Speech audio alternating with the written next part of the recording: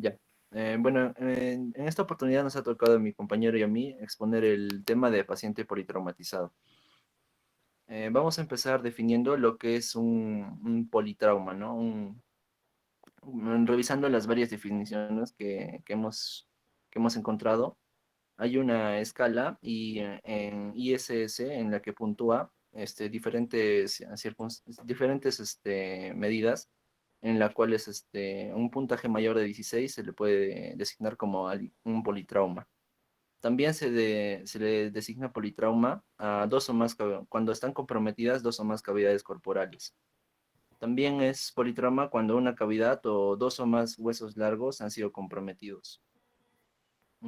Otro concepto que se tiene de politrauma es cuando se ve una lesión simultánea de diferentes regiones del cuerpo y se compromete alguna región vital. Y bueno, con respecto a esa lista del ISS, se actualizó en el año 2002, donde se dice que para considerarse politrauma se hace mayor de 17.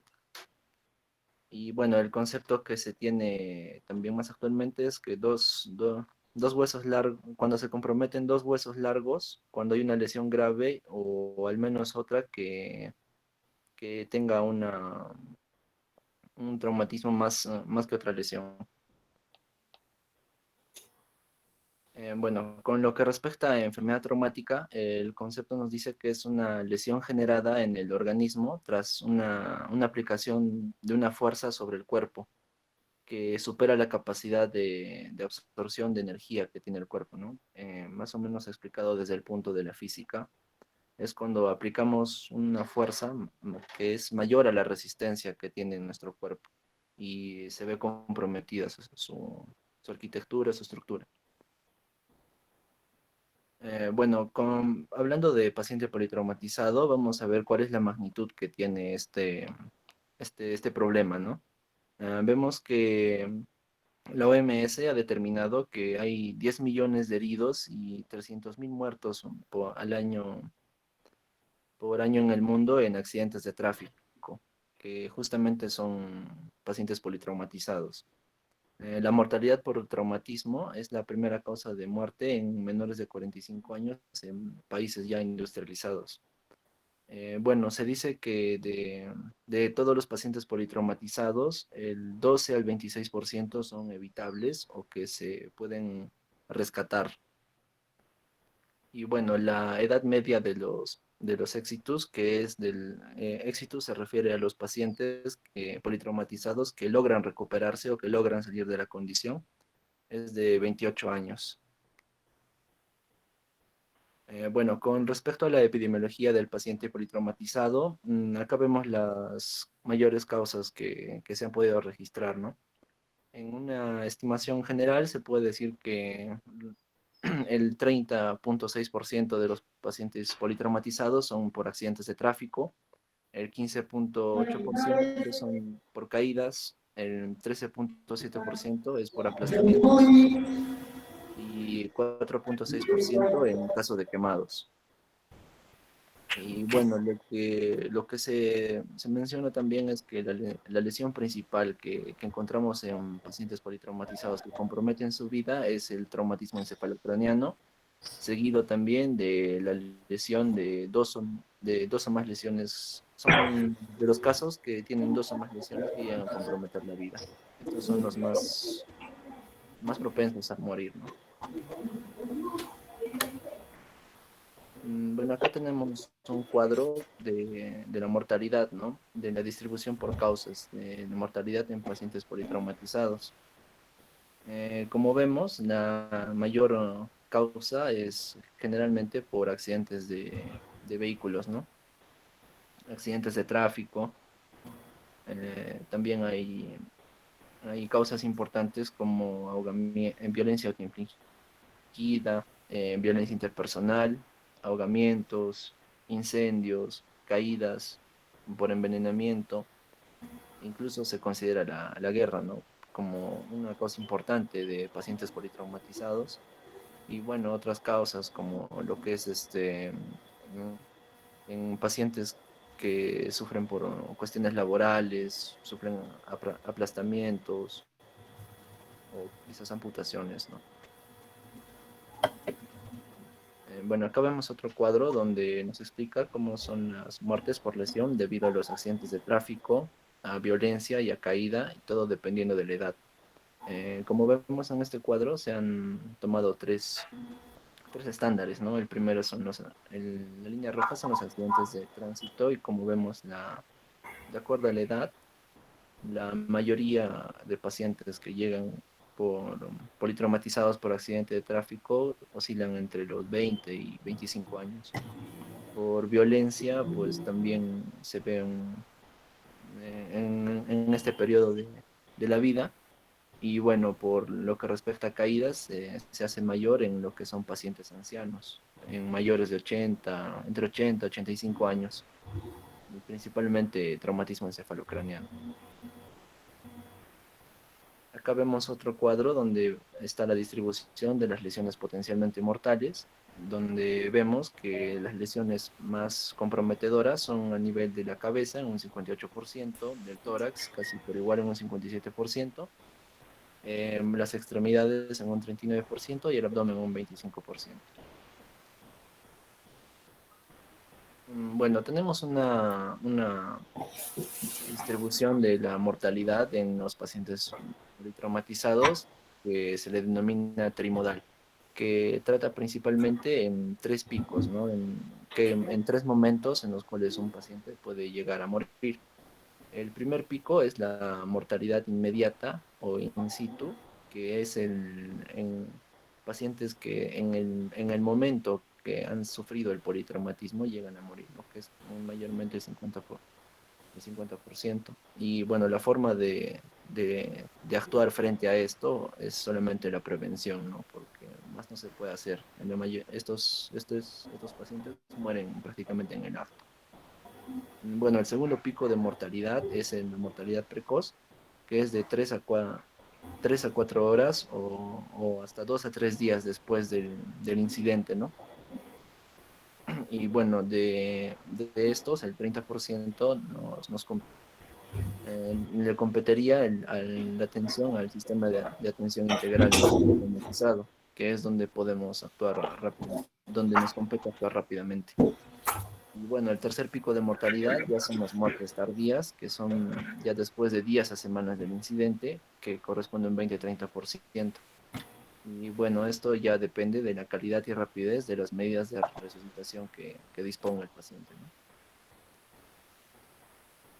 Bueno, con respecto a los modos y causas de mortalidad, las principales que tenemos en causas de mortalidad inmediata son la exsanguinación, cuando el paciente sangra demasiado, ¿no? A causa del politraumatismo, el trauma encefalocraniano grave, que es muy comprometedor, y también la lesión medular alta. Bueno, entre las causas precoces tenemos el traumatismo encefalocraniano episubdural, que compromete también bastante la vida, y bueno, las hemorragias internas a considerar.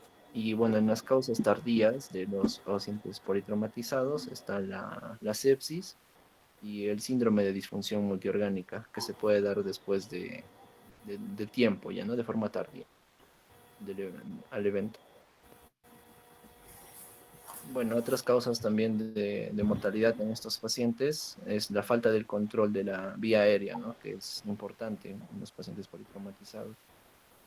También el retraso o la no realización de cirugías necesarias que puedan tener. Y también la no inserción de tubos de toracotomía que muchas veces son necesarios. También importante mencionar que hay diagnósticos no realizados en pacientes politraumatizados. Quizás por su propia condición no se les puede diagnosticar y es común encontrar diagnósticos no realizados como lesiones de la columna cervical o un trauma esplénico o intestinal. Y bueno, también está dentro de causas la mala práctica, ¿no? Cuando no se hace la exploración del cuello o hay un retraso en la transfusión sanguínea. Y bueno, teniendo todas estas consideraciones, si tenemos un buen actuar frente al paciente politraumatizado, hay un 12 a 26% de muertes evitables en pacientes críticos, que si evitamos todos estos errores, se podrían recuperar. Bueno, empezando cómo deberíamos actuar frente al paciente politraumatizado, voy a empezar a hablar de la actuación prehospitalaria. Bueno, en lo que respecta a la actuación prehospitalaria, corresponde justamente en la forma de actuar antes de llegar al hospital, ¿no? Cómo uno debería de actuar frente a un paciente politraumatizado. Lo primero es identificar y tratar las alteraciones que puedan poner en riesgo la vida. Debemos de se utiliza este esquema, ¿no? Que es, primero se debe de priorizar. Se hace la priorización mediante la evaluación. Uno debe de priorizar qué cosas son las que están comprometiendo la vida al paciente. Si es que, por ejemplo, está perdiendo demasiada sangre o si de repente no está pudiendo respirar, debemos de nosotros evaluar esas condiciones que de forma inmediata pongan en riesgo su vida. Y respecto a eso, debemos de tener una actuación, ¿no? Quizás sea necesario ese momento hacer alguna medida rápida para evitar una muerte rápida, ¿no? Y poder actuar consecuentemente. Bueno, una vez tenemos al paciente politraumatizado, tenemos una asociación continuada de medidas en cadena, ¿no? Que, bueno, lo primero que se debe tener en cuenta es la prevención. Debemos de siempre tener la prevención en todo momento para no sufrir accidentes o para no tener también accidentes laborales o alguna causa de politraumatismo. Y bueno, es muy importante también la asistencia prehospitalaria rápida, ¿no? Que sea un tiempo de respuesta bastante corto. Eso a veces determina la situación del paciente. Se tiene que preparar también al hospital, tiene que haber una correcta comunicación, se tiene que dar en cuenta qué paciente está llegando, en cuánto tiempo. Tiene que ser una actuación bastante rápida y coordinada también. No puede ser así repentina. Y bueno, ahí en la evaluación de gravedad tenemos varios índices. Tenemos que ver la extensión del politraumatismo, el mecanismo, cómo es que ocurrió el traumatismo, y otras características. Y bueno, para una asistencia adecuada in situ se ha hecho un esquema que pone qué cosas debemos de tener en cuenta, ¿no? O sea, qué debemos de evaluar primeramente en un paciente en la fase prehospitalaria. Y bueno, se le puso este esquema que es el ABCDE. De forma rápida, el A significa ver la vía aérea, el B significa ver cómo está la respiración del paciente, el C, cómo está su circulación sanguínea, el D es el estado neurológico y la E es la exposición que ha tenido, ¿no?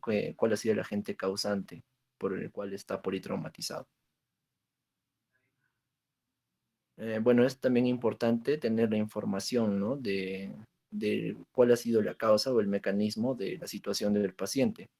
De ser un accidente de tránsito, saber en qué vehículo estaba el paciente, a qué velocidad estaba yendo, de cuántos metros fue su caída, de cómo fue la eyección que tuvo, si es que tuvo un aplastamiento, tuvo un atrapamiento que pudo durar más de 20 minutos, se considera importante. Si es que hubo otras muertes en el incidente, también es importante considerar. Si es que hubo un arrollamiento, si el tiempo también que hubo del accidente hacia la actuación prehospitalaria y bueno, también la temperatura que puede haber, ¿no? Si tiene algún clima intenso o es normal. Bueno, la asociación continuada de las medidas en cadena, tenemos como consecuente, tenemos que hacer el reconocimiento secundario y tenemos que hacer el transporte rápido al hospital con el cual hayamos hecho comunicación o con el cual tengan la capacidad resolutiva, en donde se tiene que hacer los cuidados hospitalarios protocolizados y se tiene que tener ciertas prioridades quirúrgicas, dentro de las cuales se mencionan lo que son las lesiones intracraneales, lesiones torácicas y abdominales, lesiones vasculares periféricas, lesiones musculoesqueléticas y lesiones maxilofaciales. Bueno, la priorización es de acuerdo a las lesiones, ¿no? Depende cuál es el compromiso del paciente. Digamos, si es que tiene una presión arterial media que es menor de 100, una respiración inadecuada o dificultosa, si tiene fracturas múltiples, si es en la pelvis o es en dos o más huesos largos, si tiene heridas penetrantes en cabeza, cuello, tórax, abdomen, el nivel de conciencia, si es que tiene un Glasgow 8, 9 o menor, es importante a considerar. Si es que tiene quemaduras, en la mayor al 20% de toda la superficie corporal o un 10% si ha tenido inhalación, ¿no? Hay quemadura de la vía aérea, si ha perdido alguna extremidad, si ha habido cercenamiento o si ha habido una lesión medular alta. Y bueno, también es importante considerar si el paciente politraumatizado es un niño o es un anciano o una embarazada. Es más prioridad. Bueno, como vimos, las situaciones prioritarias son principalmente el trauma encefalocraneano grave, se considera también la urgencia respiratoria, se controla la vía aérea y se evita el daño secundario, como se puede hacer a nivel cervical. También es una situación prioritaria las hemorragias graves, donde se debe hacer colocación de vías, aportes de volumen y control de hemorragia externa. Y también la insuficiencia respiratoria aguda, donde puede haber un neumotórax, se hace un drenaje torácico y también oxigenoterapia. Y bueno, acá tenemos el cuadro, el esquema donde nos simplifican los puntos a considerar frente a un paciente politraumatizado, ¿no? Que debemos evaluar su vía aérea, su respiración, su circulación, si es que está sangrando, su estado neurológico y por último la exposición o la causa de su condición. Bueno, con estos puntos, el manejo de la vía aérea tenemos diferentes métodos, ¿no? Métodos manuales, instrumentales y quirúrgicos. Con los manuales tenemos la elevación de la barbilla, la maniobra frente-mentón, la tracción del maxilar inferior, o también llamada triple maniobra. Y bueno, los métodos instrumentales, cuando contamos con una cánula orofaringia, cánula nasofaringia, una intubación oronasotraqueal. Y bueno, ya los métodos quirúrgicos que se hacen a nivel hospitalario. Bueno, la B se refiere a ventilación, respiración, donde tenemos que evaluar su nivel de oxigenación, si es que tiene un neumohemotórax, si es que tiene un estado neurológico deteriorado y la ventilación, el murmullo vesicular no se escucha, no es audible, o si es que tiene dolor al respirar. Y bueno, en esta evaluación acá tenemos indicaciones para vía aérea externa cuando el paciente está inconsciente, hay una fractura maxilofacial grave, cuando hay riesgo de aspiración, un sangrado vómito, riesgo de obstrucción, cuando tiene apnea y parálisis neuromuscular, cuando está inconsciente, cuando hace esfuerzo respiratorio inadecuado en diferentes condiciones y cuando hay una hiperventilación por TEG grave también es importante. Y bueno, la C se refiere a circulación hemodinámica. En esto debemos de ver los pulsos centrales y periféricos, la frecuencia cardíaca, cómo está la perfusión de la sangre, si hay color, temperatura y relleno capilar y la presión arterial.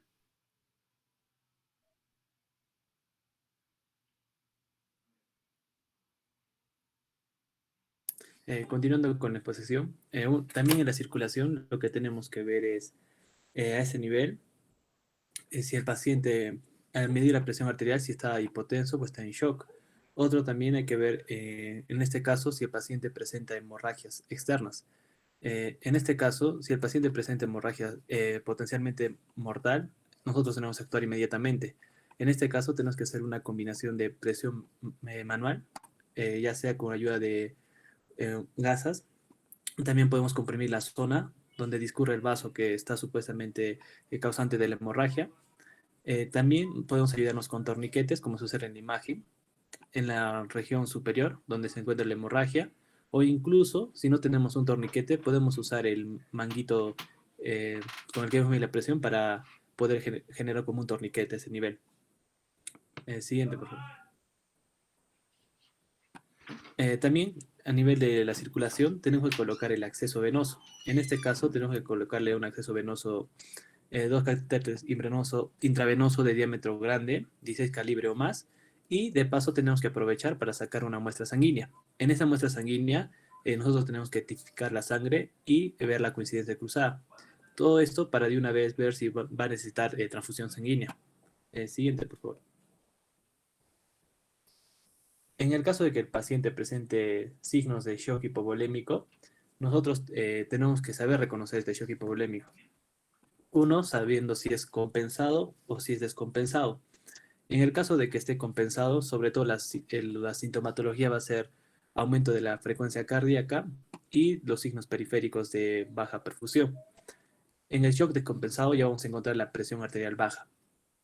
Este se puede clasificar según el estado de shock hipovolémico en clase 1, 2, 3 y 4, y podemos darnos una idea de acuerdo al cómo se será acá en el cuadro con las variables que tenemos acá de pulso, presión arterial, presión de pulso, frecuencia respiratoria y diuresis, y su conciencia, más o menos cuánto de sangre está perdiendo el paciente y cuánto podemos reponerle.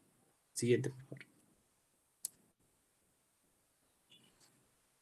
En el caso, para el manejo del shock, que eso sí tenemos que manejarlo en ese momento, de primera elección hay que usar cristaloides, puede ser lactato de Ringer o una solución salina, a 20 mililitros por kilogramo en 5 o 15 minutos. Se puede repetir hasta haber administrado 40 a 60 milímetros por kilogramo. La reposición de las pérdidas con cristaloides debe hacerse mediante la regla de 3 a 1, es decir, por cada mililitro de sangre pérdida se necesitan 3 mililitros de cristaloides. Se recomienda administrarlos con calentador si se dispone. Podemos usar coloides, como la cerolbúmina al 5%, pero esta aumenta la volemia rápidamente, pero no demuestra supervivencia. También podemos usar concentrado de Matías, indicado en caso de mala respuesta tras administrar 40 milímetros por kilogramo de cristaloides o coloides, y estos hay que administrarlos de 10 a 20 milímetros por kilogramo, máximo 2 concentrados. Y en caso de que no haya disponibilidad de sangre de un grupo compatible o no esté cruzada, en unos 10 minutos podemos transfundir concentrados de Matías cero negativo, sin cruzar. Siguiente, por favor. Ahora, en la valoración neurológica, lo primero que tenemos que hacer es ver, hay varias escalas, pero entre las escalas, la que mejor, entre estas, la que es mejor es la de la escala de Glasgow. Luego de esto, para determinar si el paciente tiene una escala de Glasgow menor a 8, tenemos que intubarlo. También tenemos que ver las pupilas, ya que nos van a dar un diagnóstico rápido si hay una lesión neurológica. Como sucede acá en el cuadro, de acuerdo a cómo están las pupilas y a su reactividad a la luz, podemos ya determinar qué tipo de lesión puede tener. Siguiente, por favor. En el caso de la exposición, lo primero que nosotros tenemos que hacer es evitar la hipotermia, ya que la hipotermia va a generar un consumo de el calor del paciente, quitándole energía y puede generar la muerte del paciente. También tenemos que ver visualización rápida del paciente, búsqueda de las grandes lesiones, también tenemos que desvestir al paciente, al desvestir al paciente tenemos que buscar si hay grandes lesiones, si hay lesiones ocultas, y también tenemos que aprovechar para ver cómo está el entorno del paciente. Siguiente, por favor. También, en el caso de la hipotermia, cómo podemos tratar esta hipotermia es colocando, primero quitándole si tiene la ropa mojada o manchada, también podemos colocarle mantas calentadoras, y en caso de que el paciente vaya a un centro de traumatología, este tiene que estar a una temperatura, según las recomendaciones de las guías, al menos a 29,4 grados centígrados. Siguiente, por favor. En el caso de traslado, no, antes, por favor. En el caso de traslado, hay que procurar siempre mantener el eje de la cabeza y cuello columna, preservándolo lo más posible en movimientos laterales, así como los de flexión, extensión. También en el traslado también tenemos que darnos cuenta de qué tipo de politraumatismo es y a qué centro vamos a llevarlo. Si ponemos un ejemplo en Cusco, si el paciente presenta un politraumatismo en Saya, no podemos, si es muy grave, no podemos enviarlo al centro de salud de San Jerónimo. Tendremos que llevarlo a un hospital de mayor nivel. Y se ha demostrado que en muchos casos, en un 20% aproximadamente, se comete este error de no derivar adecuadamente a estos pacientes. Y En el caso de que el paciente presente alguna lesión en alguna extremidad, intentaremos inmovilizarla y alinearla con respecto al eje del tronco para evitar desplazamientos de los fragmentos implicados. Siguiente, por favor. Como se observa en la imagen, tiene que haber mínimo 4 personas para levantar al paciente, siempre con la camilla al costado. Tratar de no movilizar el cuello ni las otras fracturas que pueda tener en el cuerpo. Ahora, esto va a depender de cómo vamos a llevar al paciente. Hay días en los cuales se puede llevar, el traslado puede ser por helicóptero o por la ambulancia. Ahora, este traslado es un tema más complejo y profundo, en el cual les dejé un link en la descripción de las diapositivas para que puedan revisarlo. Siguiente, por favor. Los principales errores en el traslado son la no intubación, no estabilizar al paciente antes del transporte, no valorar la presencia de la hemorragia activa, no valorar el neumotórax a tensión tardío y no considerar lesiones cerebrales secundarias. Siguiente. También hay que reconocer el trauma potencialmente grave para poder derivar al paciente, en el cual podemos usar el trauma score revisado, en el cual se ve la escala de Glasgow, la presión arterial, la frecuencia respiratoria, y si esta puntuación es menor a 12, se considera un trauma grave. Siguiente. En el caso de la evaluación secundaria, esta se realiza cuando ya lleguemos al hospital, ya se estabilizó al paciente y nosotros hacemos una anamnesis más detallada. Para eso usamos estas siglas SAMPLE para recordarnos, ¿no? Que primero tenemos que ver signos y síntomas, si el paciente presenta alergias, su medicación habitual, las patologías que antecedentes personales tiene, antecedentes patológicos, los líquidos ingeridos en la última hora y ver el entorno, la información sobre el mecanismo, tiempo transcurrido, otras víctimas y evolución. No va a ser lo mismo tratar a un paciente politraumatizado caído de un piso a uno de un tercer piso, ya que el tercer piso puede tener lesiones incluso internas. Siguiente, por favor. Acá podemos ver un resumen de lo que viene a ser toda la anamnesis, de lo que tenemos que hacer a nivel de cabeza y cara, ver si hay hematomas, heridas, crepitaciones y fracturas. Se recomienda que revisar la zona de la cabeza a nivel del cabello en accidentes de tránsito, no tocar directamente el cabello porque puede haber restos de, de vidrios y podemos generarnos, cortarnos a este nivel. Ver orificios y cavidades, faringe, otoscopía, rinoscopía. A nivel de cuello también hay que valorar los vasos cervicales, tráquea, laringe, columna cervical, si hay enfisema o pulsos. A nivel de tórax, ver sobre todo si tiene el paciente neumotórax y ver los signos. Más adelante vamos a ver esto. En abdomen y todo lo que ya hicimos. Siguiente, por favor. También hay un signo que es el de cinturón de seguridad, en el cual generalmente estos pacientes van a tener un trauma en todo el nivel de torácico anterior. Incluso puede haber ruptura del esternón de las costillas. Ahí también a nivel pericárdico puede haber lesiones. Siguiente, por favor. En las pruebas de laboratorio tenemos que pedir hemograma, perfil de coagulación, función hepática, análisis de orina, glucemia. En el caso de la gasometría venosa, ácido láctico, iones, función renal, amilasa lipasa, va a depender de cómo nosotros y otras pruebas de laboratorio, cómo guiemos a nuestro paciente. Siguiente.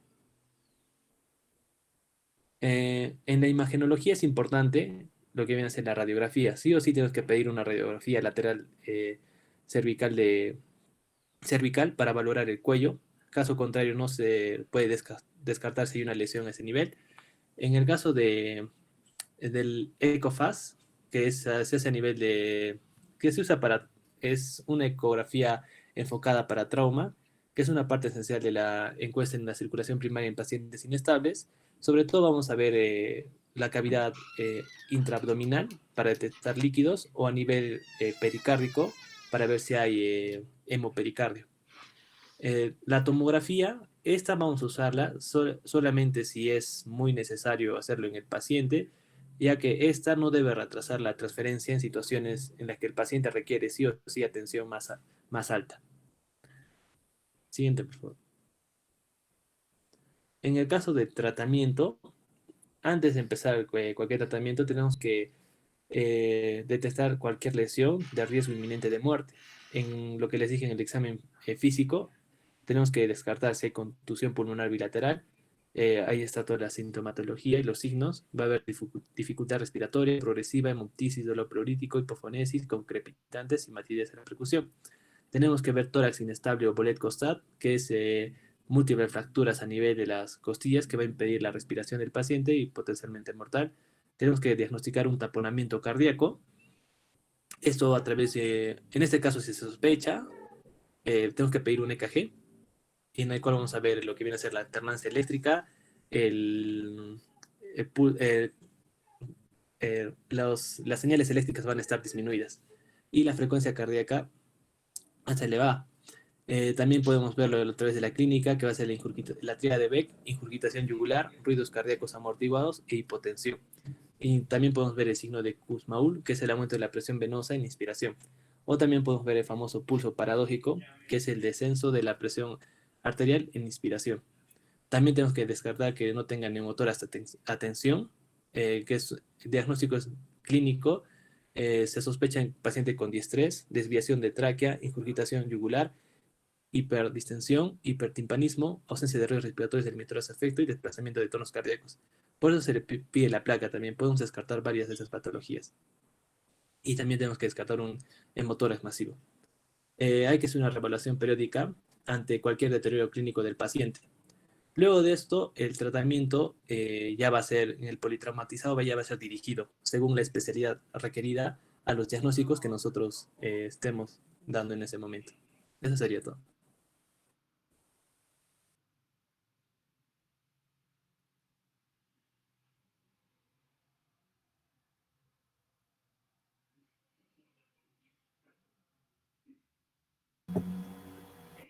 ¿Terminamos? Sí, doctor. Ya. A ver, tenemos 10 minutos para entrar al otro tema. A ver. ¿Tú eres Jeffrey Sánchez? Sí, doctor. Ya. Estás sentado ahorita, ¿no? A ver, Refri, tío, Jeffrey,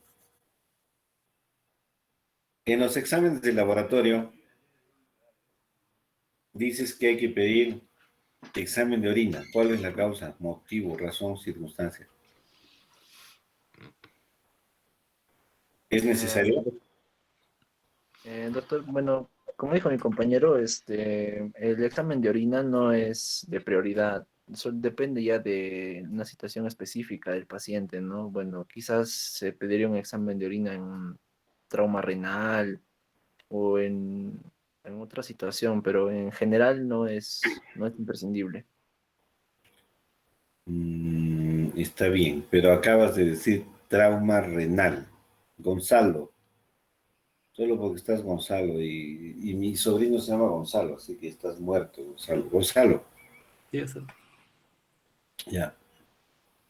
Si existiera un traumatismo renal, ¿qué exámenes pedirías? En el caso de trauma renal, Ajá. pediría una ecografía a nivel renal, doctor. Y ese nivel. ¿Qué más? Mm, También, trauma renal. También nos puede ayudar imágenes, una eh, tomografía o resonancia magnética a ese nivel. Ya. No tenemos nada de eso. ¿Qué pedirías? Mm,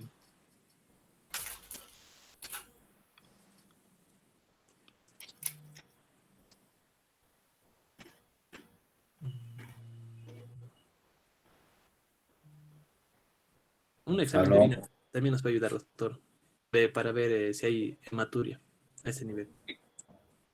Y también creatinina y para ver si hay una disfunción renal por el trauma, propiamente dicho. La creatinina es fundamental. Está bien lo que hay que ver. ¿Qué tal si vemos a un paciente que está suponemos que es un paciente de un accidente de tránsito y está machucado, no tenemos ni una sola herida? ¿Cómo se llama ese paciente? No tenemos ni una herida externa, no vemos nada.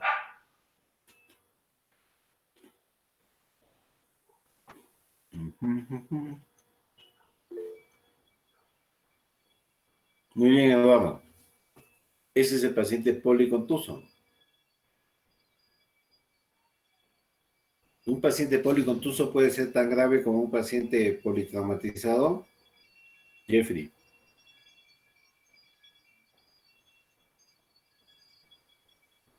No, no, doctor, no es lo mismo. ¿Por qué? El policontuso es un paciente que tiene heridas internas, bueno, el policontuso es aquel que está lacerado, ¿no? Bueno, que está,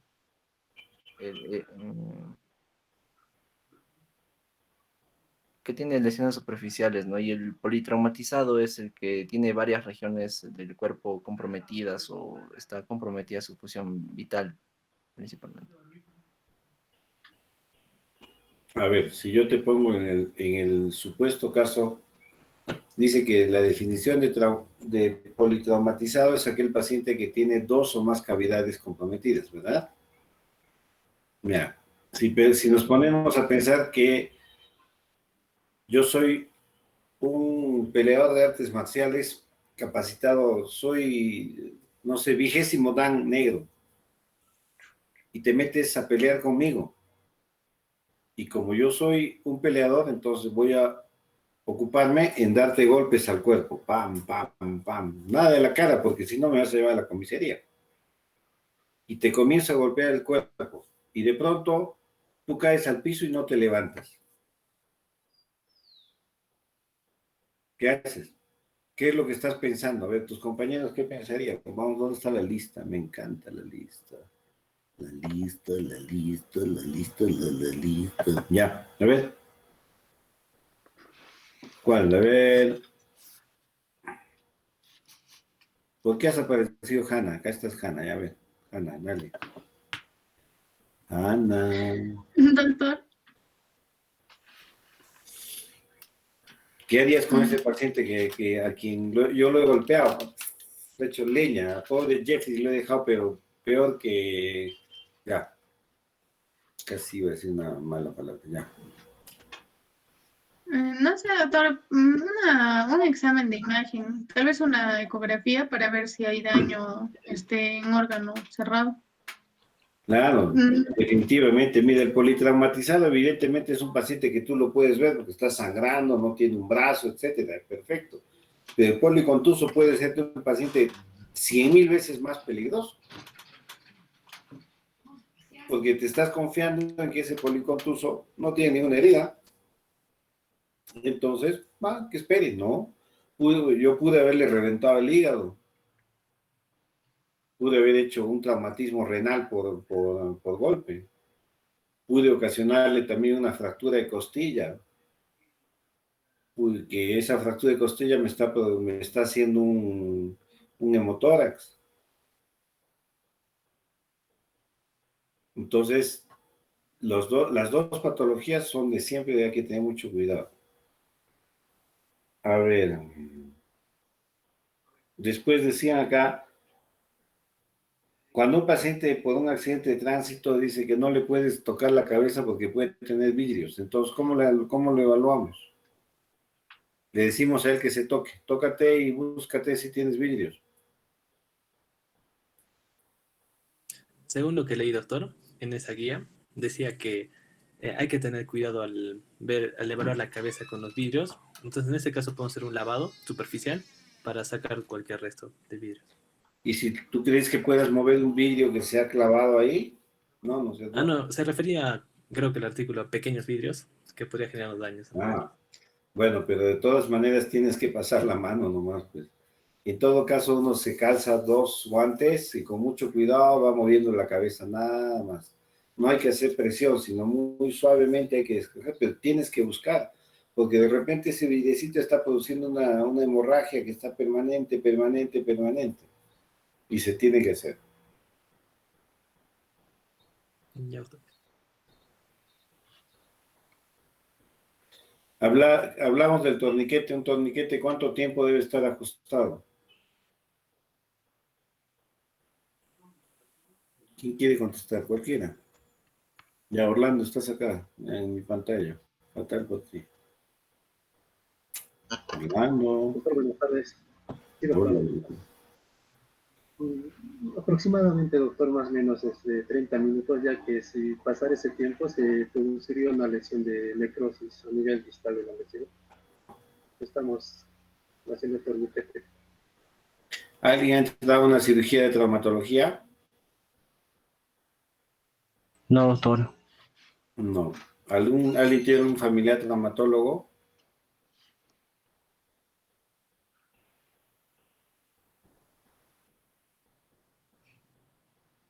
Ya, tarea para la siguiente clase. ¿Cuánto tiempo puede usarse un torniquete?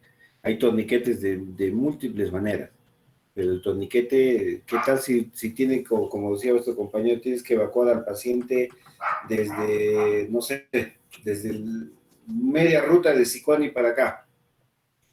Tienes para ir a Sicuani la mitad y para venir al Cusco la mitad. Estamos hablando de 1 hora, un poquito más, ¿no es cierto? Ya. Entonces, ¿qué harías si ese paciente está sangrando? Le sacas el torniquete a los 30 minutos y que sangre de nuevo.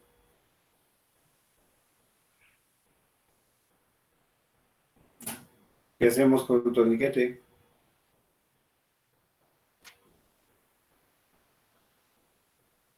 ¿Usar un torniquete común y corriente es igual a usar un manguito de presión? Jeffrey, Gonzalo.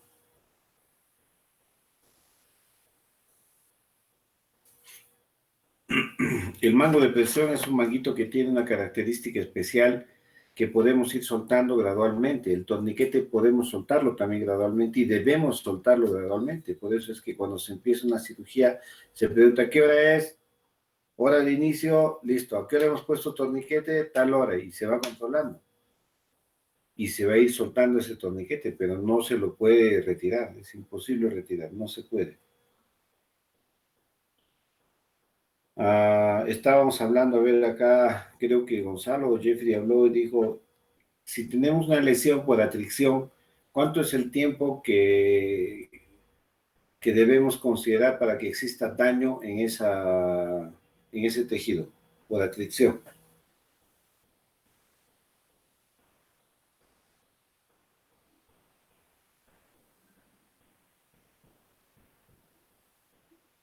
Hola, Gonzalo, Jeffrey. Doctor, bueno, lo que decía la bibliografía es que por aplastamiento, por atracción, se considera ya bueno, una condición que puede comprometer la vida a partir de 20 minutos o más. Pero estamos hablando de la vida, le estás apretando el cuello, el tórax.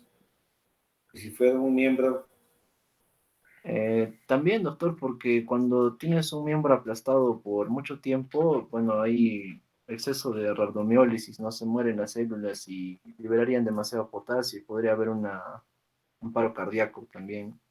O sea, considerando varias de esas medidas, es que si alguien está aplastado por más de 20 minutos, es que ya se tiene que tener otro tipo de cuidados, ¿no? Eso es lo que decía en la información. ajá, y tú no la has verificado. A ver, Gladys, ¿dónde estás Gladys? Gladys Stephanie, perdón.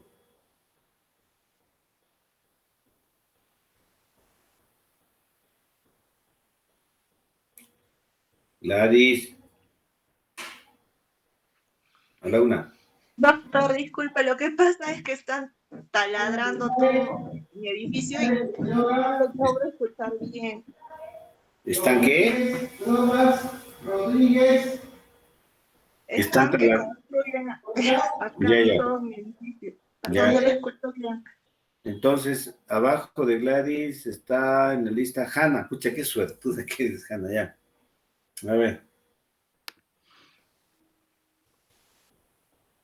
Doctor, ya, Hanna. ¿Cuánto tiempo no, debe estar por atracción, una lesión por atracción? doctor, no sé. Ya, me encantó ese, no sé, espera, lo voy a registrar acá. Hanna no sabe. Ya.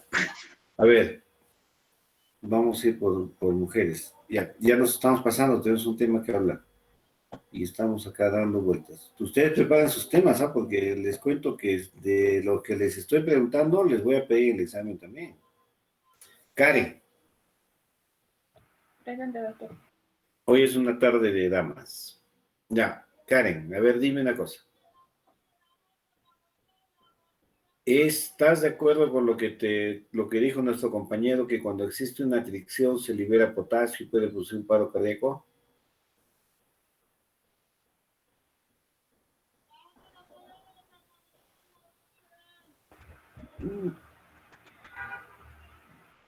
Sí, ¿Dónde doctor, estás, Karen? puede provocar arritmias cardíacas por la elevación del potasio. ¿Estás de acuerdo que una fricción puede producir liberación de potasio? Bueno, en este caso, al producir rhabdomiólisis, doctor.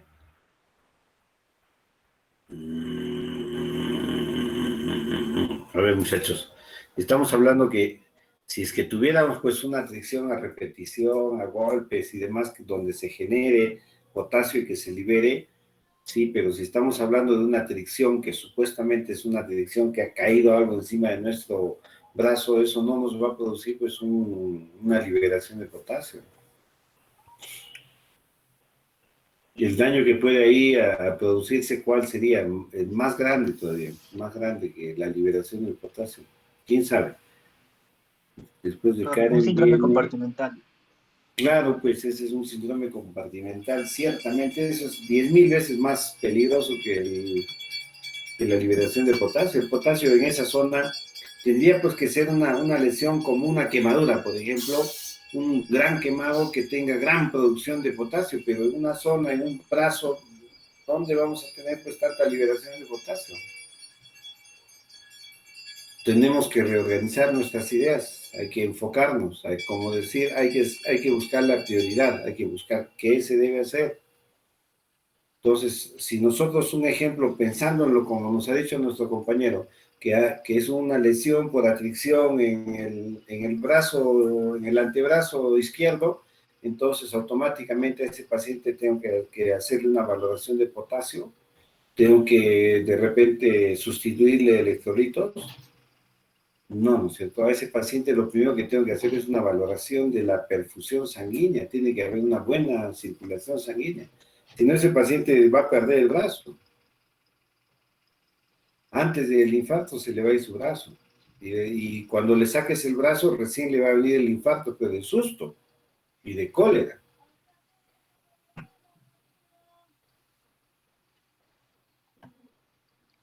Ya. Ah, aquí. Las dos, Lucero Delgado, Lucero Delgado, Lucero, acá Lucero, la otra Lucerito. Lucero. Lucero, Delgado y M. No tengo mi lista. A ver, ya, Lucero, Delgado, M. Sí, doctor. Ya, Lucero, Delgado. A ver, una cosa que también dijo nuestro compañero, dijo que nosotros acá en el Cusco, evidentemente, tenemos un accidente en Cachimayo. ¿Y dónde llevarían al paciente?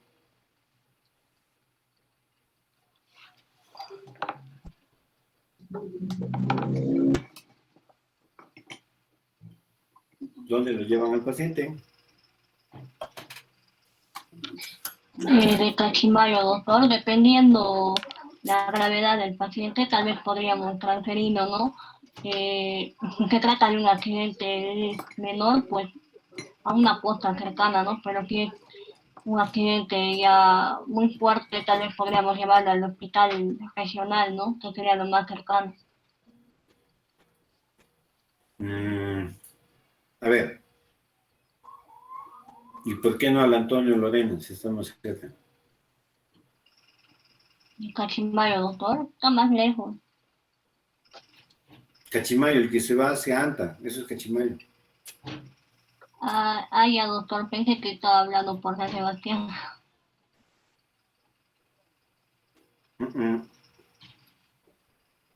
Bueno, doctor, si es por la vía de Ancash, pues tendríamos que llevarlo al hospital de contingencia. Pero en nuestra realidad les cuento que sucede el accidente ahí en Podói, en Cachimayo, y el paciente llega a la clínica peruano-suiza. Oh. ¿Y por dónde pasó? ¿Por dónde fue? Así que esa es la realidad. La otra realidad es de que nuestro compañero decía, tenemos que coordinar su traslado. En el Cusco, coordinar traslado, ni entre ustedes han coordinado para hacer una presentación y ustedes quieren coordinar el traslado de un paciente, muy difícil. Nuestro objetivo sería apuntar a eso, ciertamente, para que todos los pacientes que tienen lesiones y demás sean correctamente evacuados, adecuadamente llevados, etc. Pero acá no se da esa cosa. Ya, y finalmente para Jeffrey y Gonzalo, el síndrome tardío en un TEC, ¿al cuánto tiempo se presenta? ¿1 año, 2 años, 3 años?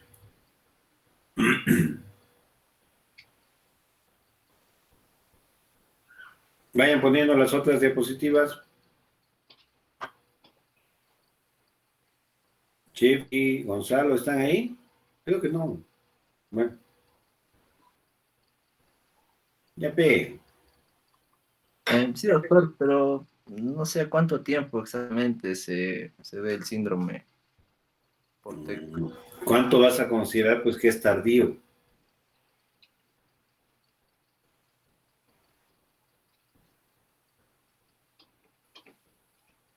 Tardío, doctor, quizás más de hasta 6 meses, después de 6 meses diría. Y en 6 meses, ¿qué se le va a presentar al paciente? ¿Qué va a tener? Cuéntame.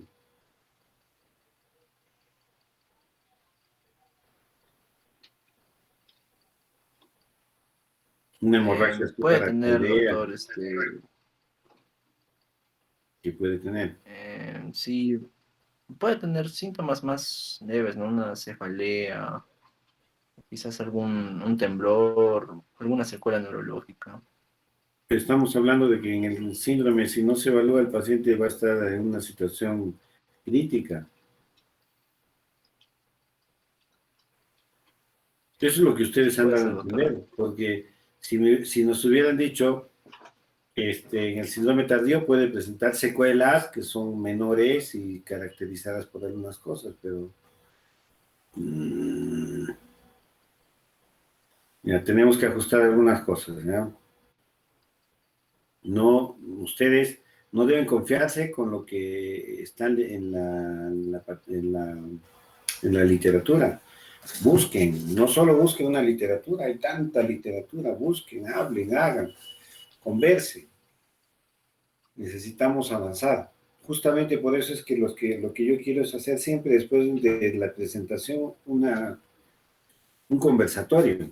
Y necesito que todos participen en el conversatorio, no como diría que Hanna me ha dicho que no sabe, que Luciano no sabe, que tal no sabe, no sabe, no sabe, no sabe. No se olviden, muchachos, que la universidad simplemente, ¿qué es lo que va a hacer? Va a guiar vuestros conocimientos, no les va a dar conocimientos. Antiguamente sí, todo era darles y darles y darles y se hacía a imagen y semejanza del docente, ese era mi maestro y así hacía. No, ahora ustedes tienen tanta literatura que leer que al docente lo pueden hacer leña, fácilmente. Doctor, Muy bien, ya vamos. una pregunta. ¿Ese síndrome post-conmocional también se puede dar en los boxeadores? Claro, por supuesto. Sí, sí, recuerdo que cuando pasa esto tienen cefaleas, son irritables, pérdida de memoria, incluso no pueden hablar. Claro. Incluso, si han tenido un poquito, ¿a quiénes les gusta el deporte? Nadie. Ay, Dios. A mí, doctor. A mí, doctor. A mí, Ya. doctor. Bueno, cuando existe en el deporte traumatismos muy consecutivos en algunas áreas, esas áreas van a dejar secuelas. Muy bien, Eduardo. Y finalmente, ha salido hace algún tiempo atrás un síndrome que se presentó por los jugadores de fútbol americano. era por los golpes que reciben, como ellos van con la cabeza a golpear, entonces, posteriormente presentaron un síndrome, por lo cual se consideró como una enfermedad laboral, ¿no? Porque antes les daban de baja y adiós, ahí quedabas, pero todo ñaña ñaña. Pero no, se dio. Los futbolistas, los basquetbolistas, todas estas personas aseguran ahora sus piernas, sus manos, sus brazos, los voleibolistas, ¿verdad? Porque los traumatismos que tienen son muy severos. Los boxeadores, ¿por qué ganan tanta plata por meterse a golpear? No, ganan dinero evidentemente porque se van a golpear, pero están poniendo en riesgo su vida, ¿no? Un mal golpe nos puede matar, simplemente, por más que estemos preparados, ¿no? Bueno, ya, que dejamos ahí. Seguimos, a ver, ¿quién va a empezar, Miguel o Paola? Miguel, doctor. Doctor, buenas tardes. ¿Por qué no las damas primero? Paola, empieza. Ya los crucifiqué. Fatal. No sea malito, doctor. ¿Cómo que no? Ya Ahorita estoy. te esperamos. Ya, Miguel, te voy a sacar de la reunión Ya. en este momento. Y vuelves a entrar de aquí en media hora. Paola, Está probando su micro, doctor. ¿qué cosa está probando? El micrófono, doctor. Ah, el micrófono. Ay, ¿cómo está probando? Su micro detecta que de un yuyo. Ya, empieza, Miguel. Dale. Ya, doctor. Gracias. Empieza, hermano. Ya. Doctor, buenas tardes. Compañeros, buenas tardes. Vamos a exponer sobre el tema de heridas. Siguiente, por favor. Vamos a empezar exponiendo algunos antecedentes históricos sobre la curación de heridas. Y vamos a ver que esta curación de heridas data incluso desde hace 2000 años. Los sumerios ya trataban las heridas y incluso utilizaban cataplasmas, encantamientos, pero ya las describían y ya utilizaban algunos métodos, ¿no? Los egipcios también describían las heridas y las diferenciaban en heridas infectadas y no infectadas. Ahora, un papiro, el documento más antiguo que evidencia que se trataban antiguamente las heridas es el papiro de Edwin Smith, de 1650, que fue descubierto en 1650 y que describe más o menos 48 diferentes tipos de heridas, ¿no? También el papiro de Evers, se muestra que hay que se utilizaban algunas mezclas, ¿no? Como la miel, ¿no? La grasa y para el tratamiento de heridas. Siguiente, por favor. Entonces, según la historia, podemos ver que hace 7000 años ya se utilizaban apósitos en Egipto, ¿no? En la prehistoria también hace 60.000 años, según pruebas fósiles, se utilizaban plantas medicinales. Ahora, en el siglo XIX, Lister muestra que es necesario mantener el ambiente húmedo en las heridas, ¿no? Siguiente, por favor. Los griegos también ya utilizaban los conocimientos de los egipcios y luego también las perfeccionaban, ¿no? Uno de ellos es Galeno de Pérgamo, que es uno de los médicos más notables después de Hipócrates, que escribe que para asegurar la cicatrización de las heridas se requiere un ambiente húmedo, ¿no? Y esto fue comprobado después de muchos siglos, ¿no? Que el ambiente húmedo para las heridas aumenta la epitelización en un 50%, ¿no? Siguiente, por favor. Entonces, para resumir, podemos decir que los griegos ya describieron ya lo que es las heridas agudas y crónicas. Galeno de Pérgamo, antes de Cristo, ya describía que era necesario un ambiente húmedo para la cicatrización de las heridas.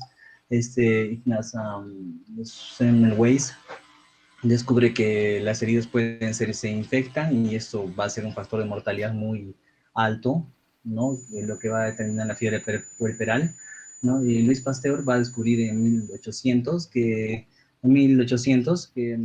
las heridas proliferan gérmenes y que lo que produce las complicaciones, ¿no? Siguiente, por favor. Entonces, para dar inicio como introducción a nuestra exposición, a lo que es heridas, vamos a tener que describir sobre todo la piel, algunas características de la piel, y vamos a tener que decir que la piel es el órgano más grande del cuerpo. Llega más o menos a los 2 metros cuadrados y su peso comprende más o menos el 30% del peso total de un adulto de 70 kilogramos, ¿no? Siguiente, por favor. Entonces, describimos que la piel va a tener estratos, va a ser la epidermis y la dermis. Y también el tejido subcutáneo que se encuentra debajo de la dermis no es considerado como parte de la piel. La epidermis es de origen ectodérmico. Va a tener varios estratos, el basal, el espinoso, el granuloso y el córneo. El basal es el estrato que va a dar origen a los demás estratos, que se van a ir diferenciando y a medida que van subiendo, van perdiendo el núcleo y se van queratinizando, ¿no? Hasta ser exfoliados cada 21 días. Y vemos acá en el esquema las células como van cambiando su morfología hasta llegar al estrato córneo. Siguiente, por favor. Entonces, la dermis, que es la segunda capa que está debajo, inmediatamente por debajo de la epidermis, va a ser un tejido fibroelástico resistente, va a ser una red de fibras colágenas y elásticas, ¿no? Que va a ser el elemento más importante de la piel y va a tener entre sus componentes a las células, a la matriz fibrosa, filamentosa y además va a estar constituida por una red vascular, linfática y nerviosa, a diferencia de la dermis, ¿no? Del epidermis, que no tiene vasos, ¿no? Y solamente se nutre por difusión de los vasos de la epidermis. Ahora, también va a contener fibroblastos, macrófagos, células, no es células mastoideas, es células, me olvidé el nombre, que secretan histamina, ¿no? Y que son encargadas de las reacciones alérgicas. Ahora, la dermis, también cabe destacar que la dermis es el mayor constituyente de la piel, va a ser la que le va a otorgar la flexibilidad, la elasticidad y la fuerza ante la tensión, la fuerza tensil al cuerpo, ¿no? Y va a ser la responsable de proteger al cuerpo de la injuria mecánica, va a fijar agua, va a ser encargada de la regulación térmica, va a también incluir los sectores de los estímulos sensoriales. Y acá vemos en esta figurita en los diferentes componentes de la piel, epidermis y dermis, ¿no? La dermis va a tener una porción superficial, que es la que está inmediatamente debajo de la epidermis, que es la dermis reticular, no, la dermis papilar, y más profundamente va a estar la dermis reticular, que es la que limita con el tejido subcutáneo. Siguiente, por favor.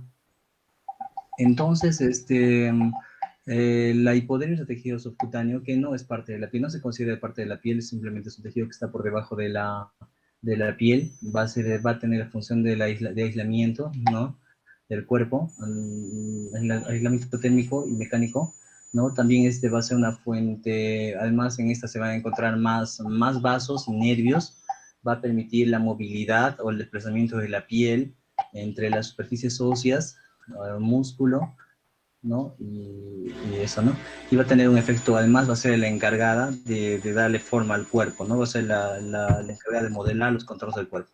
Ahora, el límite entre la epidermis y el tejido subcutáneo va a ser bastante notorio, va a ser un cambio abrupto entre el tejido conjuntivo entre el tejido conjuntivo de la dermis y el tejido adiposo que conforma el tejido subcutáneo, ¿no? Porque el tejido subcutáneo está formado por adipocitos que están organizados en lóbulos bien definidos y separados por tabiques fibrosos, como se ve en la figurita, ¿no? Y estos tabiques fibrosos van a contener nervios y vasos linfáticos. Además, también en el tejido subcutáneo, ¿no? Se va a encontrar lo que es las glándulas apocrinas y ecrinas.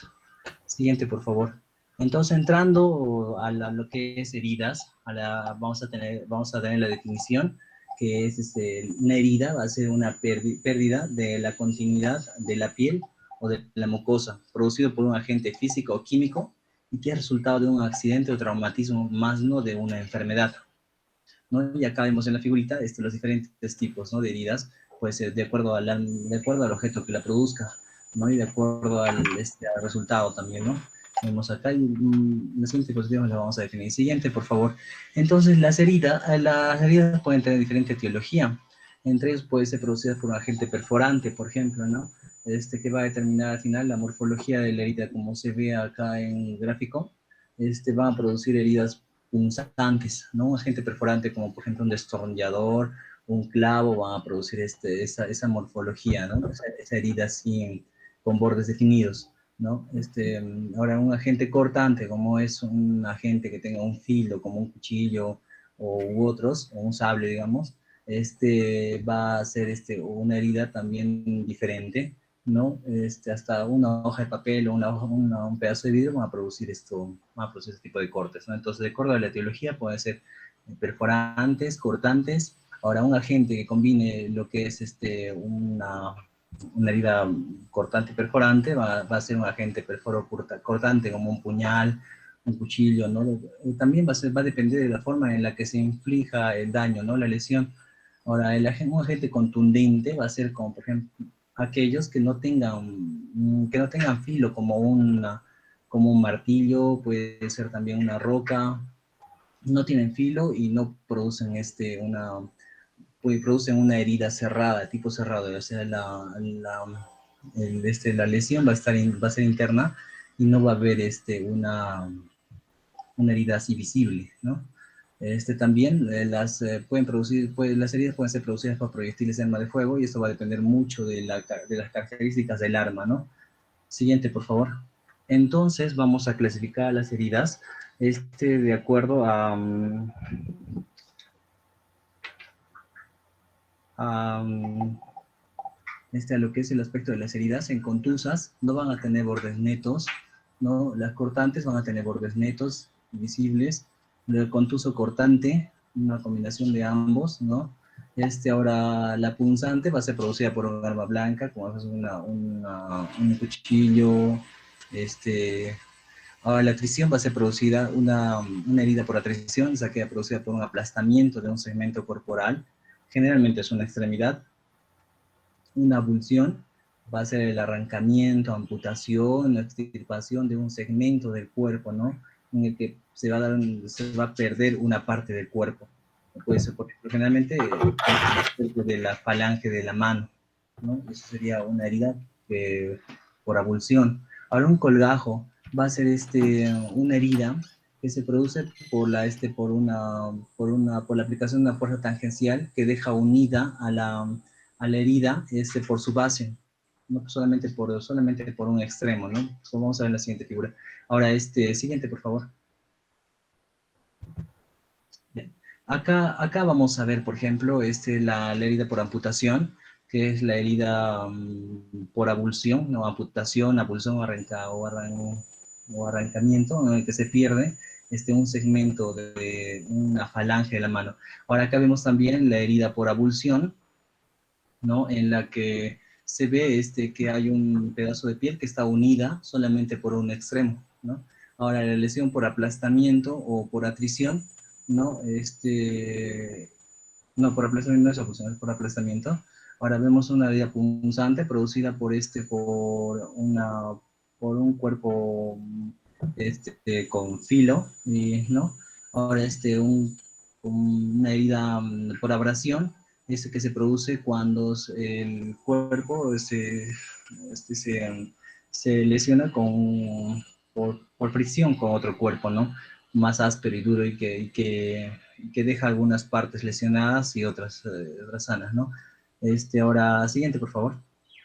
Ahora, la otra clasificación, luego del aspecto de las heridas, es según la profundidad.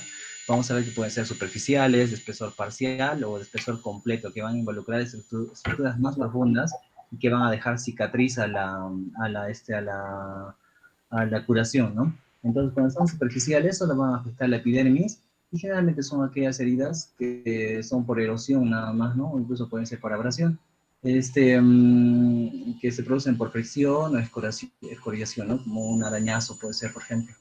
En cambio, de espesor parcial va a afectar la epidermis y parte de la dermis superficial y esta ya va a dejar cicatriz, ¿no? Porque ya está involucrando pues, partes más profundas de la piel. Las quemaduras AB, por ejemplo, que son las quemaduras de segundo grado, de espesor completo va a involucrar la epidermis, la dermis profunda, incluso el tejido subcutáneo, o puede involucrar tejidos más profundos, como es el músculo, el tendón, los huesos. Ya son heridas que van a requerir un tratamiento quirúrgico y van a implicar mayor gravedad. Siguiente, por favor. Entonces, vamos a clasificar la herida también de acuerdo a la contaminación de la herida, ¿no? Luego de haberlas clasificado por lo que es el aspecto de la herida, la profundidad, ahora vamos a clasificar por la contaminación de la herida, que va a ser muy importante incluso para su tratamiento con antibióticos. Según la contaminación vamos a tener 4 tipos, la 1, la 2, la 3 y la 4. La 1 son aquellas heridas limpias, ¿no? Que son realizadas generalmente en el quirófano cuando se cura cuando se trata alguna enfermedad, ¿no? Y son resultado de la cirugía. Se realizan con material estéril y la tasa de infección va a ser muy, muy pequeña, ¿no? Menor al 2%.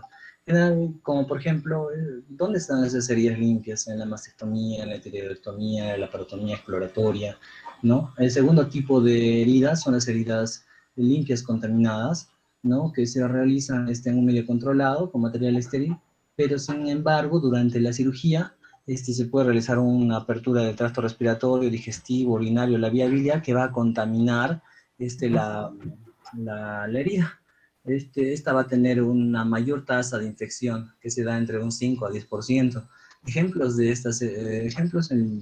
las situaciones en las que se producen estas heridas limpias contaminadas son la neumonectomía, la colecistectomía, porque estamos accediendo al colédoco, la nefrectomía, la histerectomía, la gastrectomía, la apendicectomía y otras más, ¿no? Ahora, el tercer tipo de heridas por la contaminación son las contaminadas, ¿no? Son aquellas que se realizan dentro de un medio no controlado, sin material estéril, y que tienen una tasa de infección bastante elevada, entre un 10 a un 20%. Generalmente aquellas en las que se producen perforaciones viscerales, apendicitis perforada, drenajes de abscesos, esos van a ser ejemplos de heridas contaminadas. Ahora, el último tipo van a ser las heridas sucias, ¿no? O infectadas, son aquellas que van a presentar una inflamación aguda con o sin exudado purulento. Van a presentar una tasa muy alta de infección, mayor al 20%, y se producen, por ejemplo, en peritonitis fecales, en las necrosis de tejidos, y esos serían los 3 tipos de heridas según la contaminación, según la profundidad y según el aspecto de las heridas. Siguiente, por favor. Vamos a continuar con lo que es úlceras. Siguiente.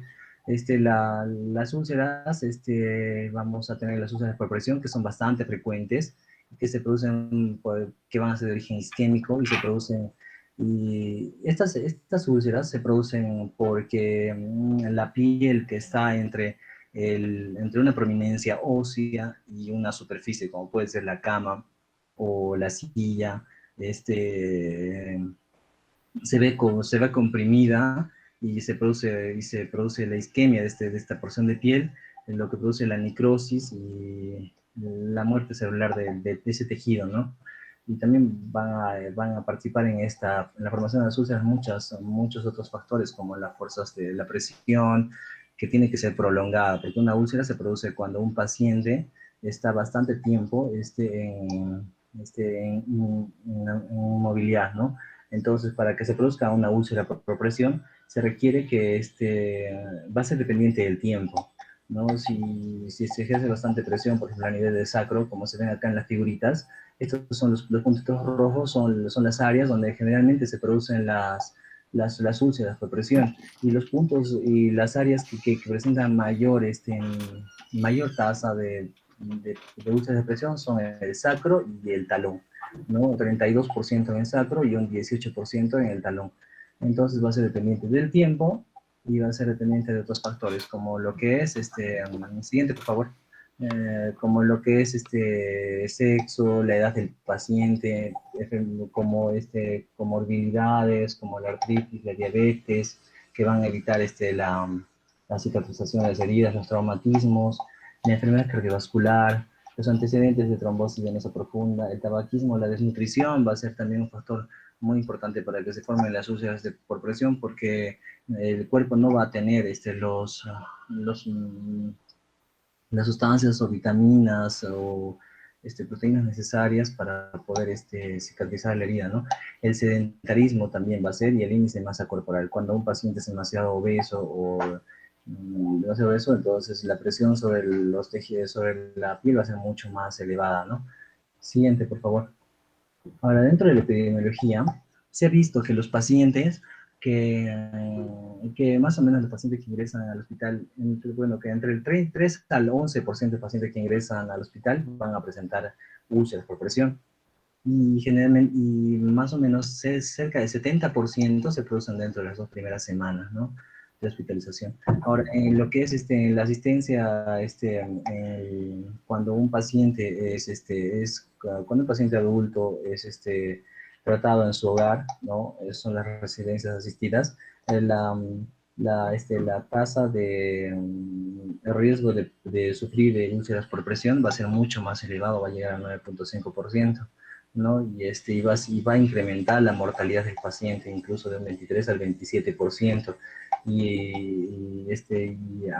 Pero de acuerdo a lo que se ha visto, más o menos el 95% de estas úlceras por presión pueden ser evitables, ¿no? Y es justamente a lo que se orienta la terapia, ¿no? A evitar a que se formen las úlceras por presión. Además que va a ser un indicador de las condiciones de las condiciones de cuidado, ¿no? Ahora, la fisiopatología. Siguiente, por favor. La úlceras por presión, como dije al principio, siguiente, por favor.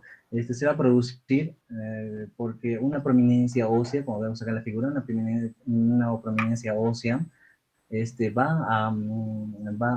por fuerzas de cizallamiento, que es la fuerza que se desliza paralela a la piel, por la fuerza de presión, por el peso del cuerpo, sobre la piel, ¿no? Tiene que haber una prominencia ósea y la piel, ¿no? Y el peso aumentado de eso va a producir un proceso de isquemia, ¿no?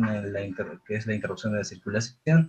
Y esta isquemia va a evitar que esa región de tejido o de piel reciba oxígeno, nutrientes y además se acumulan sus desechos metabólicos, lo que va a determinar que las células de ese pedazo de piel mueran, ¿no? Y eso va a producir lo que es la úlcera por presión, que se va a manifestar con una escara, que es el tejido necrótico, ¿no? Que se observa como de color negro. Siguiente, por favor.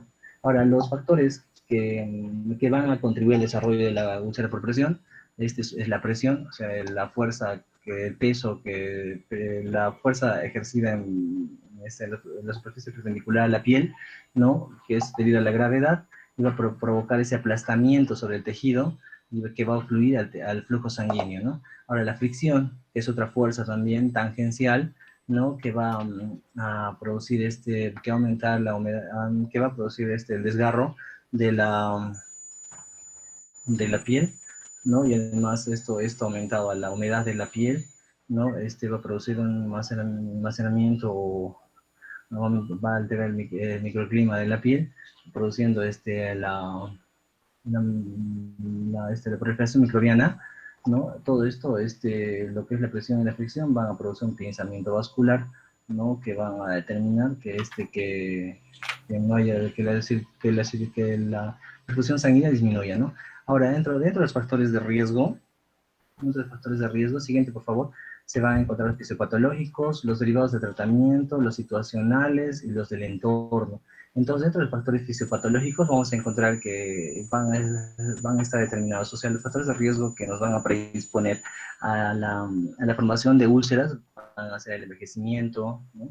La insuficiencia vascular periférica, el éstasis venoso, los déficits nutricionales como la delgadez, la obesidad, las anemias, las hipoproteinemias, que es algo que después vamos a tener que evaluar en el paciente, ¿no? Para ver el riesgo que el paciente tiene a presentar las úlceras por presión, porque como les dije al principio, la principal medida para las úlceras de presión es evitarlas, ¿no? Ahora, la alteración del nivel de conciencia, ¿no? Que puede ser que es necesario considerar si el paciente está en coma o está utilizando fármacos que lo lleven a un estado de somnolencia, ¿no? Porque acá para prevenir las úlceras por presión necesitamos que el paciente colabore moviéndose, ¿no? Que no se encuentre tan inmóvil, ¿no? Ahora, el déficit de motor, también va a ser un factor de riesgo, ¿no? Que se produce generalmente en accidente cerebrovascular o enfermedades con fracturas. El déficit sensorial, ¿no? También las alteraciones de eliminación urinaria y fecal, ¿no? Ahora, siguiente, por favor. Dentro de los factores derivados del tratamiento, aquellas enfermedades en las que el paciente no puede moverse, ¿no? O también porque el tratamiento, por ejemplo, como inmunosupresor, como la radioterapia o la quimioterapia, no puedan, no le permiten al paciente desarrollar, no, o lo condicionan a que esté más tiempo esté en cama, va a ser un factor para que el paciente desarrolle úlceras por presión. También aquellas terapias en las que el paciente va a tener que estar con sondaje vesical, ¿no? Que dificulten su movilidad, van a ser también un factor, ¿no? Dentro de los factores de riesgo situacionales, siguiente, por favor, va a ser determinante la falta de higiene, arrugas en la ropa, objetos de roce, inmovilidad por dolor, fatiga, ¿no? Siguiente, por favor. Ahora, los factores de riesgo relacionados al entorno, siguiente, van a estar relacionados a que, por ejemplo, no se utilicen materiales, no, la anterior, por favor, no se utilicen materiales de prevención, ¿no? Como por ejemplo los colchones, los colchones antiescaras, ¿no? Las colchonetas siliconadas, o que tengan, o las colchonetas con espuma de alta densidad. También existen taloneras, protectoras, ¿no? Cojín antiescaras, y colchón de aire alternante, ¿no? Son medidas que podemos utilizar, pero que a veces no las conocemos, y además también por la falta de recursos podría ser, ¿no? También por la desmotivación del profesional que las trata, o por el desconocimiento del profesional, ¿no? También a veces las personas adultas son cuidadas por personas que no están preparadas, entonces no saben cómo prevenir estas úlceras por presión. Siguiente, por favor. Ahora, dentro de la valoración del paciente, vamos a tener que identificar la enfermedad que está sufriendo y tratarla de la mejor manera para evitar que el paciente permanezca más tiempo inmóvil.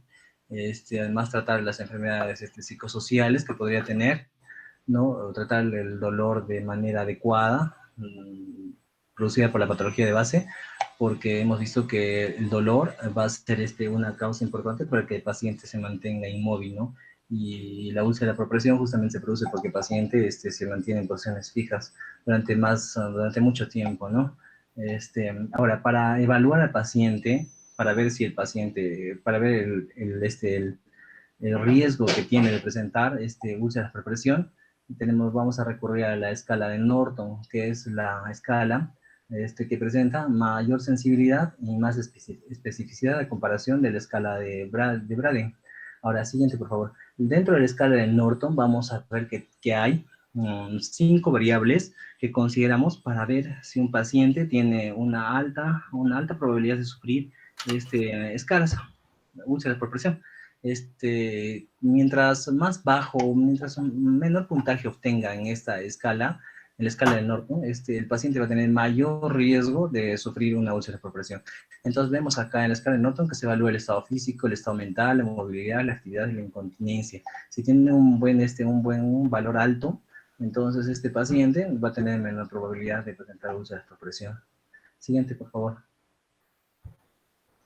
Ahora, para evaluar la lesión, tenemos que quitar el tejido necrótico de la lesión, ¿no? Para ver, para de acuerdo a eso, decir en qué grado se encuentra. Existen 4 grados. En el grado 1, vamos a ver que la epidermis todavía se encuentra íntegra, pero ha cambiado de coloración. Se ve con edema y algo arrojecida, ¿no? En el estadio 1 se afecta la epidermis y la dermis, ¿no? Y vamos a ver que todavía en esta etapa se puede prevenir mayor lesión. Todavía no está muy avanzada porque no se ha afectado mucho la piel, ¿no? El segundo estadio, vamos a ver que se forma eritema, va a afectar ya la epidermis y la dermis, y la actuación en este nivel, en este estadio, es que evitar que se extienda más la lesión, ¿no?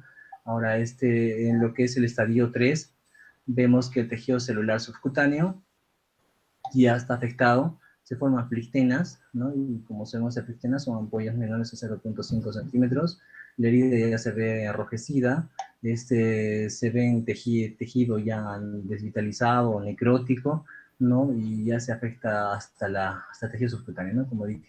Ahí en esta parte ya se tiene que hacer desbridamiento, ¿no? En el estadio 4 vamos a ver que la piel ya se ha afectado toda la piel, que es epidermis y dermis.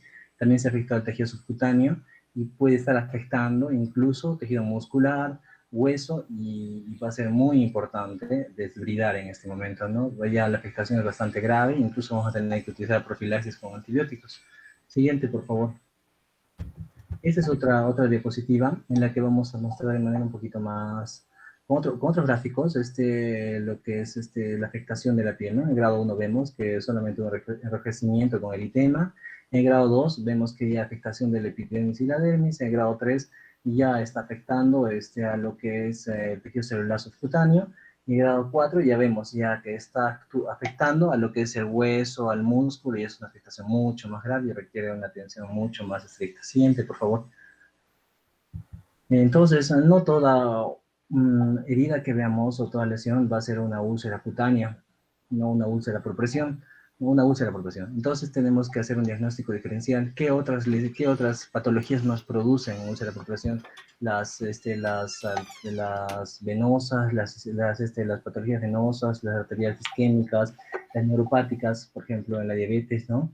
Y las neoplásicas. Entonces, dentro de ellos, estamos mostrando este cuadrito en la que hay algunas características de la úlcera por presión que la diferencia de estas patologías que serían el diagnóstico diferencial. Primero, que la característica más importante, la úlcera por presión se presenta en la piel que está entre una prominencia ósea y una superficie dura como es la cama o la silla o algún otro lugar donde se aloje el enfermo, ¿no? Entonces, eso. Luego, se ve también que según el estadio se va a presentar eritema, ampolla, abrasión, va a haber pigmentación roja-marrón, y hay enfermedades que se asocian a la úlcera por presión, ¿no? La diabetes mellitus, el estado psíquico, las alteraciones circulatorias y las enfermedades respiratorias. Estas son características que nos van a permitir diferenciar de otras, ¿no? De otras enfermedades que también producen lesiones parecidas a las úlceras. Siguiente, por favor. Dentro de las complicaciones que nos pueden producir una úlcera por presión se encuentran las complicaciones primarias, que pueden ser locales o sistémicas. Las locales son aquellas que están relacionadas a la necrosis que produce la úlcera por presión, ¿no? Que puede afectar a la articulación y puede originar fístulas y hemorragias graves, que van a ser complicaciones que van a aumentar el tiempo de hospitalización del paciente, ¿no? Ahora, también van a producir infecciones, ¿no? Y las infecciones son más frecuentes, como hemos visto, de acuerdo al grado de afectación, en las úlceras de grado 3 y 4, ¿no? Y los patógenos que más frecuentemente se hallan en estas lesiones van a ser los gram negativos, los anaerobios, estafilococcus aureus, meticilin resistentes. Ahora, dentro de las complicaciones primarias sistémicas, vamos a encontrar lo que es la sepsis, ¿no? La endocarditis, el tétanos, el carcinoma de células escamosas, fístulas y complicaciones de tratamiento. Ahora, las complicaciones, siguiente, por favor, las complicaciones secundarias van a ser consecuencia de las complicaciones primarias, es decir, un mayor tiempo de hospitalización, el gasto que va a ocasionar por esa estancia prolongada. También el tiempo una complicación primaria como una sepsis va a determinar mayor tiempo en la recuperación, en la rehabilitación, la presencia de enfermedades nosocomiales y la iatrogenia, ¿no? Que se deriva del tratamiento, como que es una reacción adversa al acto médico, ¿no? Entonces, las complicaciones secundarias van a ser la consecuencia de las complicaciones primarias. Siguiente, por favor. Y ahí estas figuras de las úlceras que se producen, ¿no? En los miembros. Siguiente, por favor. Dentro de la prevención, como se ha visto, siguiente, vamos a tener que realizar cuidados en la piel, ¿no?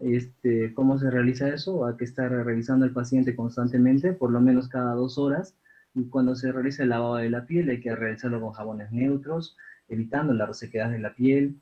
Hay que minimizar los factores ambientales, como es la sequedad o la humedad excesiva. Hay que tratar la piel con cremas hidratantes, ¿no? Hay que evitar realizar masajes sobre las prominencias óseas, como son el SAC, la región dorsal, dorsolumbar, ¿no? Hay que evitar la exposición de la piel a lo que es la orina, la materia fecal, transpiración, drenaje de las heridas, ¿no? hay que reducir al mínimo la fricción y rozamiento, para ello hay que cambiar al paciente de posición constantemente, cada 2 horas, como se ve acá en la figurita. Un esquema que más o menos muestra que el paciente debe cambiar cada 2 horas de posición, ¿no? De un decúbito supino, a las 2 horas de un decúbito lateral derecho, luego de 2 horas al decúbito lateral izquierdo, así hay que cambiar, hay que cambiar la posición del paciente, ¿no? Constantemente, cada 2 horas. Hay que realizar ejercicios pasivos y activos, ¿no? Para evitar justamente la presión localizada en un solo punto y así evitar la úlcera por presión, porque hemos visto que la úlcera por presión está determinada por el tiempo más que por la presión, ¿no? Por el tiempo que permanece comprimida esa región que se ulcera. Siguiente, por favor. La carga mecánica se refiere a que hay que acomodar el cuerpo en una posición en la que no haya puntos que carguen con mayor peso, ¿no? Hay que distribuir adecuadamente de mejor manera el peso, y para eso es una posición adecuada y que pues, se utiliza bastante es la posición de Fowler, ¿no? Como se ve ahí, que requiere en que la cabecera se encuentra en una posición más elevada que el resto del cuerpo, ¿no? Y que facilita incluso la alimentación, facilita el trabajo de los músculos abdominales, ¿no? También es necesario cambiar de ropa, ¿no? Evitando poner una ropa adecuada al paciente para evitar fricción y rozamiento. Siguiente, por favor. La superficie, también hay que recurrir a superficies de apoyo, como les dije anteriormente, una colchoneta tira siliconada, un colchón con espuma de alta densidad, los colchones antiescara, los cojines antiescara, hay muchos recursos, ¿no? Que a veces no los conocemos, o tal vez por falta de recursos no los usamos, ¿no? Siguiente, por favor. Entonces, dentro del abordaje de un paciente con úlcera por presión, ¿qué hacemos? Evaluamos el riesgo del paciente, ¿no? Evaluamos su edad, evaluamos la condición física en la que se encuentra, si está desnutrido, si está obeso, la patología que tiene, si tiene alguna comorbilidad como diabetes, que va a impedir la cicatrización de la herida, el estado nutricional y la escala de riesgo como la de Norton, ¿no? Para ver en qué posibilidades de que este paciente tenga de sufrir una úlcera por presión. Si el paciente es susceptible de acuerdo a la escala de Norton, entonces hay que prevenir la formación de úlceras, que es lo mejor que se puede hacer, ¿no? Prevenir. Y luego actuamos, ¿no? Con medidas básicas, como la úlcera, el uso de estas superficies de apoyo, como dije anteriormente, lo de colchón antiescalas, por ejemplo, cambiar la posición constantemente, o evitar la humedad, cambiando la ropa constantemente, una nutrición adecuada. Y ahora las medidas específicas van a ser, si es que existe una úlcera, eliminar la necrosis, eliminar la infección con antibióticos y una limpieza de úlcera y el uso de apósitos. Ahora, siguiente, por favor. El tratamiento de las úlceras por presión va a requerir, primero, valoración del enfermo, luego prevención, estado nutricional y enfermedades concomitantes. Y la cura de la úlcera por presión va a depender, como hemos visto, del grado en el que se encuentra la úlcera. Si se encuentra en un grado 3 o 4, va a requerir profilaxis con antibióticos y además desbridamiento, ¿no? En cambio, en un grado 1 todavía podemos prevenir, en un grado 1 y 2 podemos prevenir la extensión de la úlcera por presión. El tratamiento o la cura va a ser dependiente del grado en el que se encuentre, como se ve acá en este protocolo, ¿no? El estadio 1 va a requerir un comportamiento diferente, ¿no? Y los apósitos que se usan van a ser generalmente un recurso bastante útil porque van a permitir darle justamente el ambiente húmedo, que se ha visto que desde hace siglos era lo más conveniente para una epitelización, ¿no? Adecuada para mejorar la cicatrización de la herida, ¿no? Siguiente, por favor. Para la distribución, allá. ¿Sí? Paulita, siguiente. Sí. Doctor, no le voy a acabar de exponer, pero voy a proseguir. En cuanto a la distribución de tejidos de tipos de heridas, vamos a ver, bueno, en resumen, que las heridas quirúrgicas están en un 21%, las heridas traumáticas en un 19%, las úlceras por presión 16%, las úlceras en pie diabético un 14%, las úlceras crónicas un 12% y las úlceras venosas 8%. El tejido digo, el injerto y colgajo un 7%, amputaciones 2% y las úlceras arteriales en 1%. Bueno, prosiguiendo con la cicatrización de las heridas,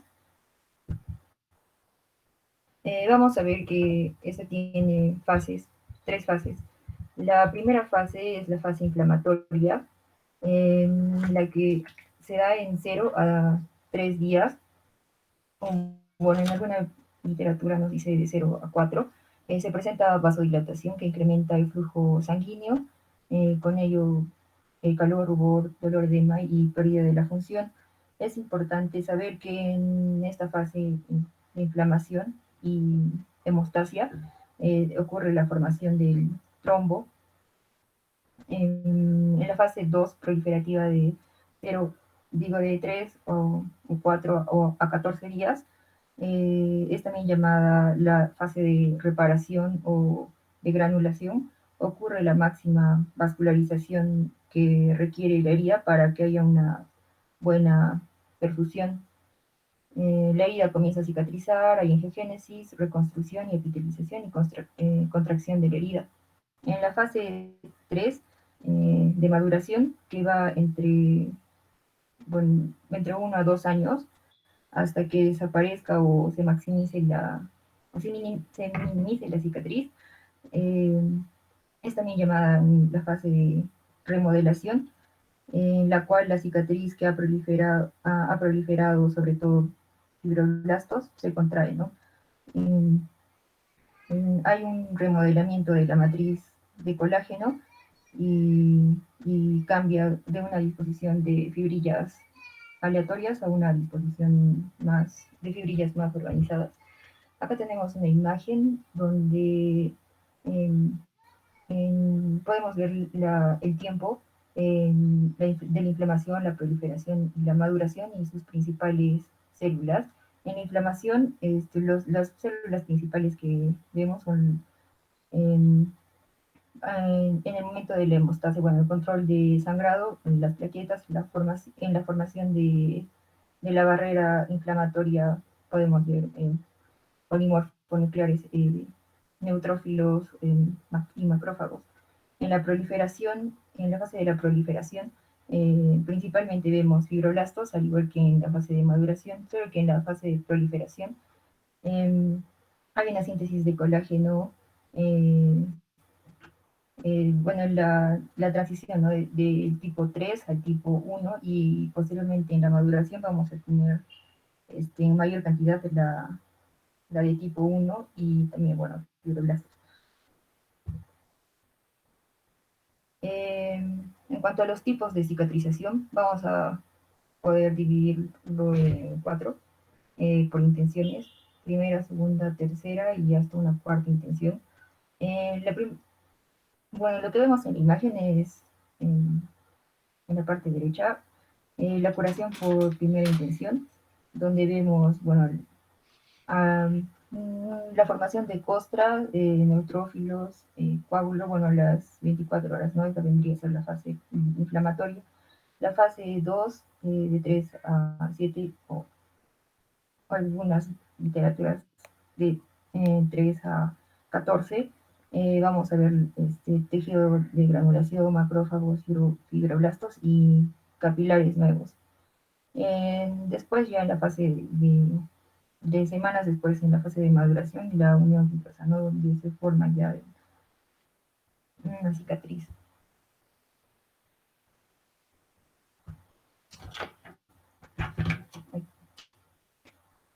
Bueno, eso es un poco un resumen. La intención primaria es también llamada la intención de cierre inmediato o temprano. Es la que se realiza de emergencia, se puede realizar en sala de operaciones. Los bordes de la herida se reaproximan, ya sea con suturas, grapas o pegamentos tisulares. La cicatrización por segunda intención es la que también llamamos de cierre espontáneo, porque, bueno, hay un cierre espontáneo por sus propios medios de cicatrización de granulación, no se hace una sutura. Por ejemplo, en heridas contaminadas o sucias o infectadas o por mordedura de perro, ¿no? Por mordedura humana, se prefiere que se cierre bueno, hay un cierre de segunda intención. A diferencia cuando hay mordeduras caninas en la cara, esas sí se tienen que suturar debido a que la infección es mínima, porque el rostro es bastante irritado, hay glóbulos blancos y defensas, ¿no? Claro que antes de cerrar hay que lavarlos con agua y jabón. Y si no se sutura bueno, el trauma estético podría ser mayor. En cuanto a la cicatrización de tercera intención, es también llamado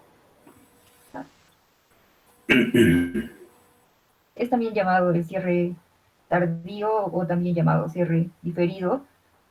No se puede cerrar porque está sucia o infectada y se espera unos días hasta, por ejemplo, en la herida de un perro, ¿no? Bueno, cuando en la mordedura de un perro, se podría esperar unos días hasta que veamos la herida visualmente limpia y esperar a que haya este tejido de granulación para posteriormente cerrarla o suturarla.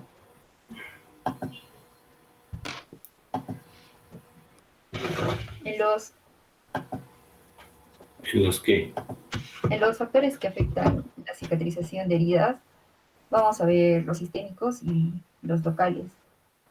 Por ejemplo, bueno, está la edad, la nutrición. La nutrición, sobre todo, el que afecta es el déficit de proteínas, desnutrición proteico-calórica o proteico-enérgica, duplica el riesgo de las úlceras, por ejemplo, por presión. Ahora, Doctor, ya son las 5, creo que tienen clases algunos compañeros.